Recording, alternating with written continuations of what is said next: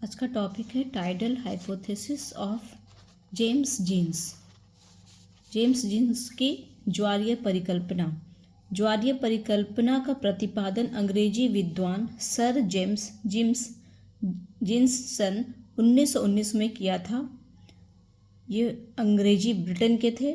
ज्वारीय परिकल्पना के कुछ कल्पित तथ्य हैं। इन्होंने क्या पहले से कल्पना करके रखा था जिसके आधार पर इन्होंने ये हाइपोथेसिस बनाया। पहला है सौर मंडल का निर्माण सूर्य तथा अन्य एक तारा, दो चीज़ों से बना। सूर्य एक तो था ही स्टार और एक साथ में एक और तारा था, बड़ा तारा, जिन दोनों के कारण पृथ्वी का निर्माण हुआ। दूसरा, सूर्य बहुत बड़ा गैस का गोला था। तीसरा, सूर्य स्थिर था, अपने जगह पर घूम रहा था। चौथा, अन्य तारा एक पथ के सहारे सूर्य के निकट आ रहा था। अन्य तारा का आकार तथा आयतन सूर्य से अधिक विशाल था। पास आते हुए तारे द्वारा ज्वारीय शक्ति का प्रभाव सूर्य के बाह्य भाग पर पड़ा। इसमें सूर्य गैस, एक तो सूर्य था, एक दूसरा एक बड़े आकार का और एक तारा था। वो तारा सूर्य के पास से गुजरा और उसमें जो आकर्षण शक्ति था, जो चूंकि बहुत बड़ा तारा वो था, दूसरा जो साथी तारा था उसमें बहुत ज़्यादा आकर्षण शक्ति था और उस आकर्षण शक्ति की वजह से वो सूर्य में से जो सूर्य का कुछ पार्ट था उसको उसने अपनी ओर खींच लिया। बेसिक यही है कंसेप्ट इस हाइपोथेसिस का। यहाँ पे आप इस डायग्राम में देख रहे हैं कि ये सूर्य है और ये एक तारा है जो अपने रास्ते जा रहा है अपने ऑर्बिट पे, और सूर्य के पास जब आता है तो इसका कुछ पार्ट को आकर्षित कर लेता है और अपनी ओर खींचने का प्रयास करता है। उसके बाद फिर ये जो है तारा अपने रास्ते आगे चला जाता है और सूर्य का ये जो पार्ट था वो सूर्य से निकल करके बाहर आ जाता है। और चूंकि ये तारा वापस अपने जगह पे चला जाता है दूसरे अपने रास्ते पे, तो ये जो पार्ट जो सूर्य से निकला है वो इस तारे के पास नहीं पहुंच पाता है, पूरी तरह उसके साथ नहीं हो पाता है। तो ये जो है फिलामेंट के रूप में न ये सूर्य के पास वापस जा पाता है क्योंकि सूर्य के आकर्षण क्षेत्र से ये बाहर निकल जाता है, और न ही वो जो विशाल तारा था उसके साथ जा पाता है। तो ये फिलामेंट के शेप का ये रह जाता है और ये सूर्य का चक्र लगाने लगता है। यही ये थ्योरी है। जीन्स ने बताया है कि साथी तारा, जो ये बड़ा तारा था विशाल, निरंतर एक पथ के सहारे सूर्य की ओर अग्रसर हो रहा था, जिस कारण साथी तारे की आकर्षण शक्ति द्वारा वायव्य ज्वार गैसियस टाइड का प्रभाव सूर्य के बाह्य भाग पर पड़ा। फलस्वरूप सूर्य में ज्वार उत्पन्न होने लगा।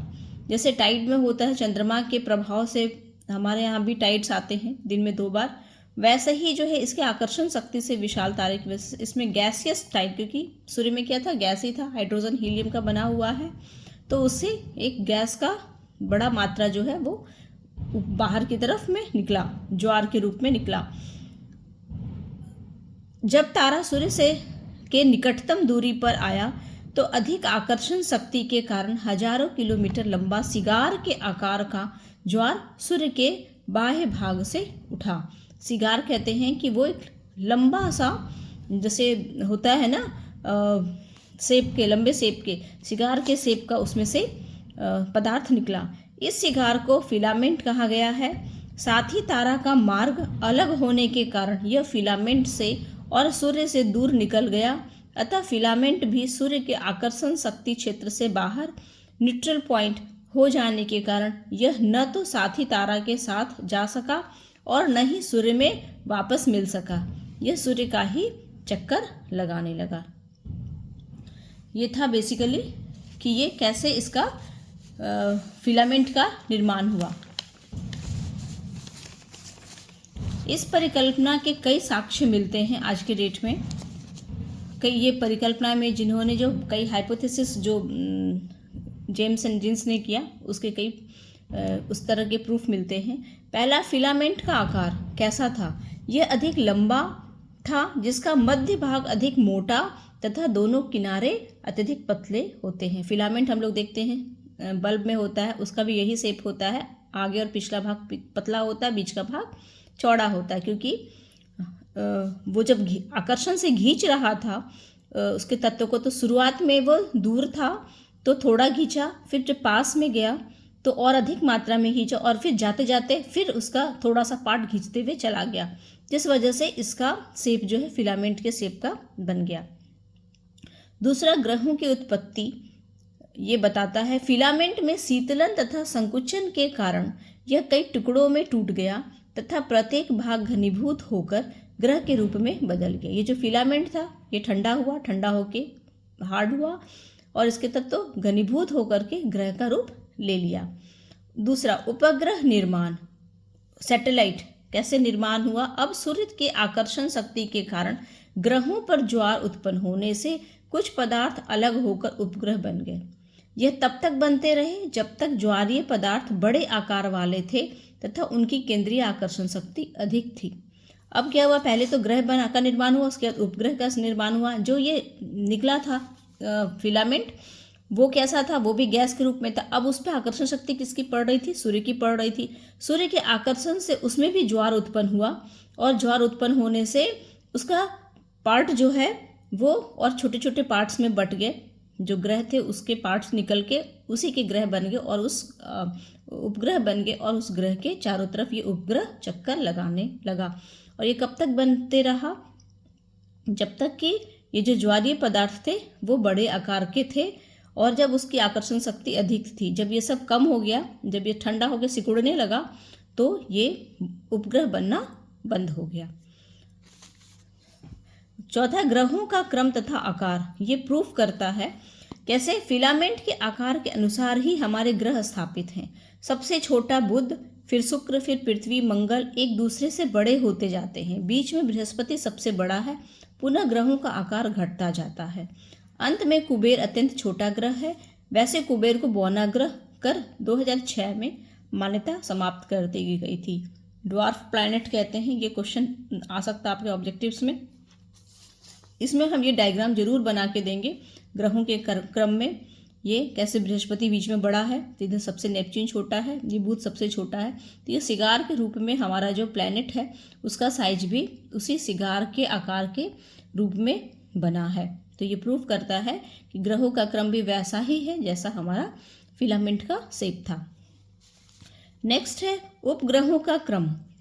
उपग्रह का भी जो क्रम है, जैसे ग्रह का क्रम है वैसे उपग्रह का भी क्रम है।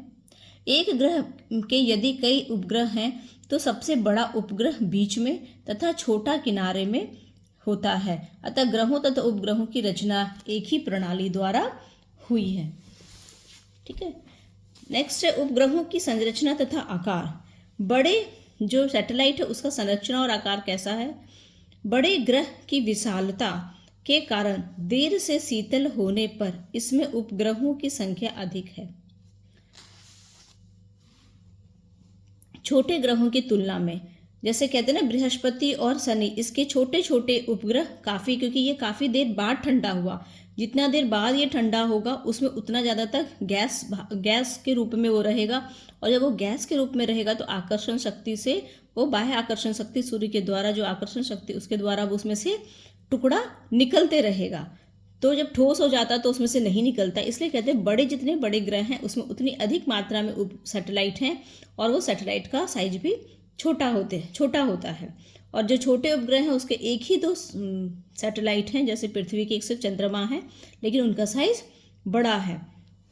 उसी तरह से बुध और शुक्र ये दोनों के पास में एक भी सैटेलाइट नहीं है, क्योंकि ये छोटा प्लैनेट था और ये तुरंत ठंडा हो गया था, और ठंडा होने की वजह से इसमें से कोई भी आकर्षण की वजह से कोई भी गैसियस तत्व नहीं निकल सका, क्योंकि ये ठोस हो गया था।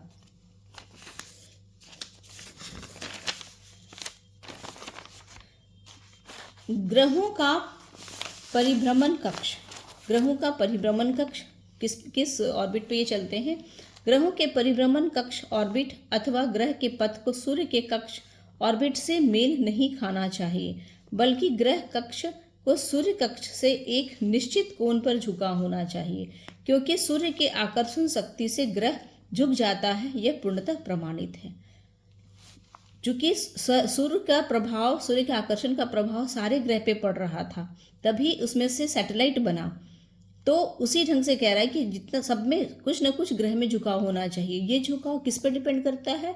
जो ग्रह जितना ज़्यादा ठोस होगा, जिस पे जितना ज़्यादा आयरन या फिर ठोस तत्व से बने होंगे, उस पर झुकाव उतना ज़्यादा, उसका झुकाव का असर पड़ेगा, उस पर आकर्षण शक्ति उतना ज़्यादा काम करेगा।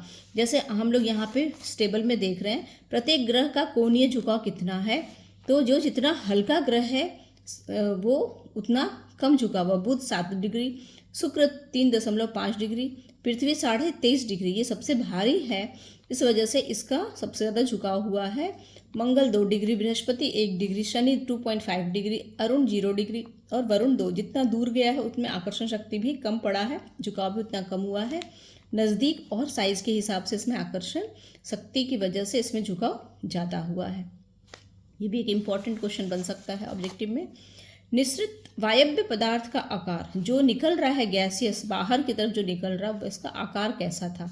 फिलामेंट के आकार का वायव्य पदार्थ बनने का कारण साथी तारा के दूर से आकर फिर नज़दीक और फिर दूर निकल जाना है। पहले वो नज़दीक था, वो दूर था तो वो कम निकाला मात्रा, पास आया और अधिक निकाला, और फिर जब दूर निकलने लगा, दूर जाने लगा, तो फिर वो कम पतला सा वो निकालते हुए पीछे से चला गया। दूर में यह कम आकर्षण के कारण कम पदार्थ निकला तथा तारा जो जो पास आते गया बढ़ती आकर्षण शक्ति से पदार्थ की मात्रा बढ़ती गई तथा पुनः तारे के दूर जाने से आकर्षण शक्ति कम होने से पदार्थ की मात्रा घटती गई। इस तरह से इन सारे चीज़ों से ये प्रूफ होता है कि इनकी जो परिकल्पना थी काफ़ी हद तक सही था। कुछ भी फिर भी मूल्यांकन है, यह परिकल्पना बड़ी हद तक पृथ्वी की उत्पत्ति के विषय में सही ज्ञान देती है, लेकिन आलोचना जरूर हमको लिखना है, और आलोचना भी हर एक सिद्धांत में होता है। पहला है साथी तारा पुनः कहाँ चला गया, इसका कुछ पता नहीं है कि जो उतना विशालकाय तारा था वो कहाँ चला गया। दूसरा, सूर्य तथा ग्रहों के बीच वास्तविक दूरी की यथार्थता प्रमाणित नहीं होती है। इस परिकल्पना के अनुसार ग्रहों को सूर्य से अत्यधिक नज़दीक होना चाहिए, पर वे बहुत दूर हैं।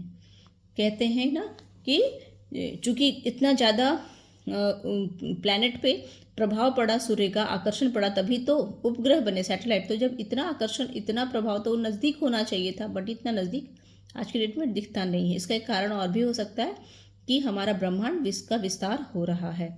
तीसरा है सूर्य से निश्चित पदार्थ का घनीभवन किस प्रकार हुआ, इसे घनीभूत न होकर ब्रह्मांड में छिटक जाना चाहिए था। कह रहे हैं कि एक फिलामेंट की तरफ कैसे निकला और फिर वो फिलामेंट कैसे कई प्लैनेट में बदल गया, ये पॉसिबल नहीं है।